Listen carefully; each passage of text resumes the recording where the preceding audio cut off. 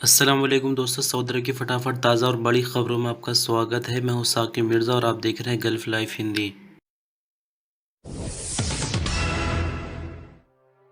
Saudi police department का कहना है कि परमिट के बिना उम्रा अदा करने की कोशिश करने वालों पर 10,000 रियाल तक का जुर्माना किया जाता है। आजिल न्यूज़ ने पुलिस विभाग के हवाले से कहा कि मस्जिद हराम में नमाज की अदायगी के लिए भी परमिट का लेना ज़रूरी है। परमिट के बिना मस्जिद हराम जाना एक तरह का वायलेशन माना जाएगा, जिस पर 1,000 रियाल जुर्माना लगाया जाता है। परमिट के बारे में पुलिस डिपार्टमेंट की तरफ से किए गए ट्वीट में कहा गया है कि एतवरना तवक्कलना एप्लीकेशन पर उम्रा या नमाज की अदायगी के लिए परमिट लेना बहुत आसान है, जिसमें किसी तरह की परेशानी नहीं होती। परमिट का मकसद आने वाले ज़ायरीन की तादाद को कंट्रोल करना और एहतियात के साथ एसओपीज़ पर अमल करना भी है। परमिट के बिना मस्जिद हराम में एंट्री बिल्कुल बंद है, इसलिए ज़ायरीन को चाहिए कि वो कानून को अपने हाथ में ना ले और परमिट का इस्तेमाल करे। आपकी जानकारी के लिए बता दें कि सोशल मीडिया पर कहा जा रहा था कि तवक्कलना पर वैक्सीनेशन की दोनों डोज लेने वाले को उम्रा परमिट के बिना जाने की इजाज़त दी गई है। पुलिस डिपार्टमेंट ने इन बातों को झूठ बताते हुए कहा कि परमिट के बिना मस्जिद हराम में न जाए। ऐसा करने वालों पर कानून के मुताबिक जुर्माने लगाए जाएंगे, जिसके वो खुद जिम्मेदार होंगे। सऊदी मिनिस्ट्री ऑफ हेल्थ का कहना है कि कोरोना वायरस से बचाव के लिए बूस्टर डोज लगाना बहुत ज़रूरी है। आम लोगों के लिए वैक्सीन की दूसरी डोज लगाए जाने के 6 महीने के बाद बूस्टर डोज लगाना ज़रूरी है, जबकि गुर्दे और दूसरे तरह के ख़तरनाक मरीज़ 1 महीने के बाद बूस्टर डोज लगवा सकते हैं। अरबी अखबार अक्काज़ ने मिनिस्ट्री ऑफ हेल्थ के हवाले से आगे कहा कि कोरोना वायरस के हवाले से की जाने वाली स्टडी में ये बात साबित हुई है कि वक्त के साथ साथ लगाई गई वैक्सीन का असर कम हो जाता है। इसलिए 18 साल से ज़्यादा उम्र के लोगों को चाहिए कि वो वैक्सीन की दूसरी डोज लगवाने के 6 महीने बाद बूस्टर डोज ज़रूर लगवाएं। जबकि सर्जरी वाले मरीज और डायलिसिस के मरीजों को चाहिए कि वो कोरोना वायरस से बचे रहने के लिए वैक्सीन की दूसरी डोज लगवाने के 1 महीने बाद बूस्टर डोज लगवाएं। सऊदी अरब से सफ़र करने वालों के लिए कोरोना का पीसीआर टेस्ट कराना ज़रूरी है। टेस्ट न सिर्फ सऊदी अरब जाने बल्कि सऊदी अरब से आने के लिए भी ज़रूरी है। पीसीआर टेस्ट के हवाले से एक बंदे ने सऊदी अरब के पासपोर्ट डिपार्टमेंट यानी जवाज़ात से सवाल किया है, जिसमें पूछा गया है कि सऊदी अरब से फैमिली को अपने वतन वापस भेजना है। पता ये करना था कि सफ़र से कितने घंटे पहले फैमिली का पीसीआर टेस्ट कराना होगा। इस हवाले से ट्रैवल नियमों के मुताबिक जिस देश जाना होता है वहाँ पहुँचने से ज़्यादा 72 घंटे पहले पीसीआर टेस्ट कराया जाए। पीसीआर कराने से पहले लेबोरेटरी मैनेजमेंट को अपनी सफ़र तारीख और वक्त के बारे में बता दें, ताकि वो उसी हिसाब से आपका पीसीआर टेस्ट तैयार करे।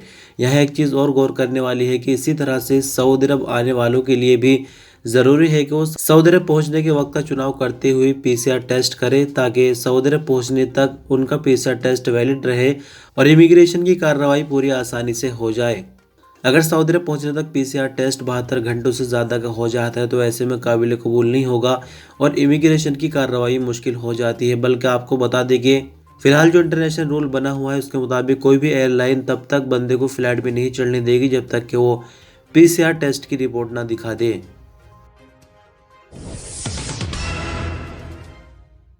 अरब जॉइंट फोर्स ने कहा कि जुमे को रात गए हूसियों के एक और ड्रोन हमले को नाकाम बनाया गया। सऊदी अरब की सरकारी एजेंसी एसपी के मुताबिक सऊदी एयर डिफेंस ने खमीज मुशैद की तरफ भेजे जाने वाले बारूदी ड्रोन को रास्ते में रोककर नाकाम बना दिया। आपकी जानकारी के लिए बता दें कि इससे पहले भी हूसियों ने जाज़ान शहर को बारूद से भरे हुए ड्रोन के जरिए निशाना बनाने की कोशिश की थी, लेकिन किसी भी हमले में कोई सऊदी अरब को जानी या माली नुकसान नहीं हुआ है।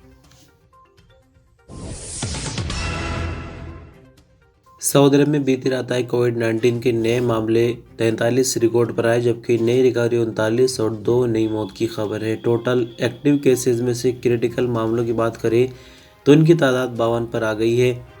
और इसी बीच वैक्सीन की डोज की अगर हम बात करें तो इस रिपोर्ट तक 4,62,01,962 कुल डोज लगाई जा चुकी है। तो 43 नए मामले रिकॉर्ड पर आने के बाद कुल केस 5,48,848 हो जाते हैं। 39 नई रिकवरी के बाद 5,37,761 कुल रिकवरी, जबकि 2 नई मौत के बाद 8,802 कुल मरने वालों की तादाद हो गई है।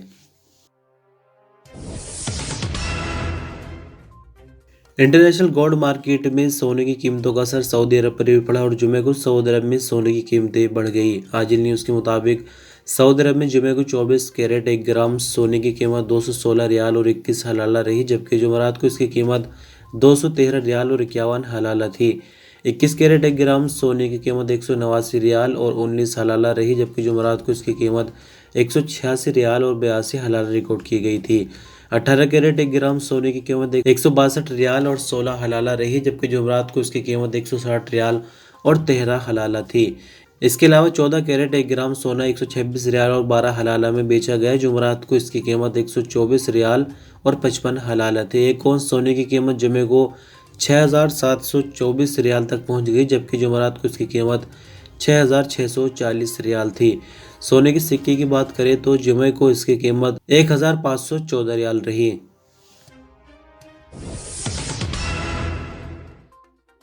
अमेरिकन डिफेंस मिनिस्ट्री के दफ्तर पेंटागन ने जुमेरात को कहा कि फॉरेन मिनिस्ट्री ने 65 करोड़ डॉलर के 280 AIM-120 हवा से हवा में मार गिराने वाले मिसाइलों को बेचने की मंजूरी दे दी है। ब्रिटिश प्रेस एजेंसी रॉयटर्स के मुताबिक ये डील बाइडेन मैनेजमेंट की तरफ से कुर्सी संभालने और खाड़ी देशों को सिर्फ बचाव के लिए हथियार बेचने की पॉलिसी के बाद सऊदी अरब को पहली बड़ी इंटरनेशनल डील है। विभाग के स्पोकमैन ने आगे कहा कि डिपार्टमेंट ने 26 अक्टूबर को इस डील की मंजूरी दी थी। यहाँ आपकी जानकारी के लिए थोड़ा सा बता दें कि जो हथियार सऊदी अरब इस टाइम अमेरिका से खरीद रहा है, यानी इस खबर में जो बात हो रही है वो सिर्फ बचाव के लिए खरीदे जा रहे हैं। यानी अक्सर हूथियों की तरफ से जो हमले सऊदी अरब पर होते रहते हैं, तो हवा से हवा में ही मारने के लिए यानी रोकथाम करने के लिए ये मिसाइल सिस्टम खरीदा जा रहा है। और इसकी कीमत कितनी है आप अंदाजा लगा सकते हैं। 65 करोड़ डॉलर में ये डील हुई है। यमन के अंदर अरब ज्वाइंट फोर्स ने पिछले 24 घंटों के दौरान स्ट्रेटेजिक शहर मारब के करीब बल-निज़ा, सरवा और अल-जोफ में हूथियों के टारगेट पर 29 हवाई हमले किए हैं। सरकारी एजेंसी एसपी के मुताबिक स्पोकमैन की तरफ से जारी बयान में कहा गया है कि टारगेटेड ऑपरेशन के दौरान हूथी की 16 गाड़ियां उड़ाई गई, जबकि 126 से ज्यादा हूथी आतंकवादी मारे गए हैं। बयान में अरब ज्वाइंट फोर्स के स्पोकमैन ने आगे कहा कि यमन की नेशनल आर्मी की लगातार मदद करते रहेंगे। आपकी जानकारी के लिए बता दें कि हूथियों की तरफ से कई हफ्तों से यमन की कमिश्नरी अल-मारब के कई इलाकों में आबादी को निशाना बनाया जा रहा है, जिससे निहत्थे लोगों को काफी मुश्किल का सामना करना पड़ रहा है। तो दोस्तों ये आज की इस न्यूज़ बुलेटिन की आखिरी खबर है। थोड़ी सी खबर अजीब है, आपको एक अजीब तरह की जानकारी यहाँ पर देखने को मिलेगी और आप भी बाद में सोचेंगे कि क्या इस तरह से भी दुनिया में होता है। दरअसल आपको बता दें कि सऊदी अदालतों ने शादी से वंचित की जाने वाली 23 लड़कियों के निकाह के ऑर्डर जारी कर दिए हैं। औकाज़ अखबार के मुताबिक सऊदी अरब के अलग अलग इलाकों में बीते 4 महीनों के दौरान 23 लड़कियों ने अलग अलग तारीखों में शिकायत दर्ज कराई थी कि उन्हें उनके गार्जियन या फिर माँ बाप जानबूझकर शादी से वंचित किए हुए हैं। उनके मुताबिक रिश्ते आते तो हैं, मगर माँ बाप या फिर गार्जियन की तरफ से उन्हें रिजेक्ट कर दिया जाता है।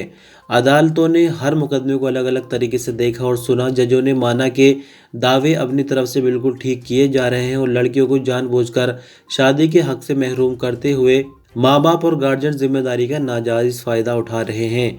यहाँ आपकी जानकारी के लिए बता दें कि सऊदी अरब के जस्टिस मिनिस्टर वलीद अल-समानी ने सख्त हिदायत दे रखी है कि शादी का कोई भी मामला अगर अदालत में आता है तो उसको सबसे पहले निपटाया जाएगा। यानी 30 दिनों के अंदर अंदर शादी से संबंधित मामले को निपटाया जाना ज़रूरी है। तो आप देख सकते हैं कि इस तरह के अजीबोगरीब मामले भी सऊदी अरब में होते हैं। तो जैसे कि लड़कियों के हक में अब फैसला किया गया है, तो अब ऐसे में माँ बाप को कोई लापरवाही बरतने की बिल्कुल भी इजाज़त नहीं होगी, वरना तो फिर कानून मौजूद है इन लड़कियों की मदद करने के लिए। तो दोस्तों इस तरह से बस खबरों का सिलसिला यही ख़त्म हो जाता है। बहुत शुक्रिया वीडियो पर अंत तक बने रहने के लिए। अपना ख्याल रखिएगा। अल्लाह हाफ़िज़।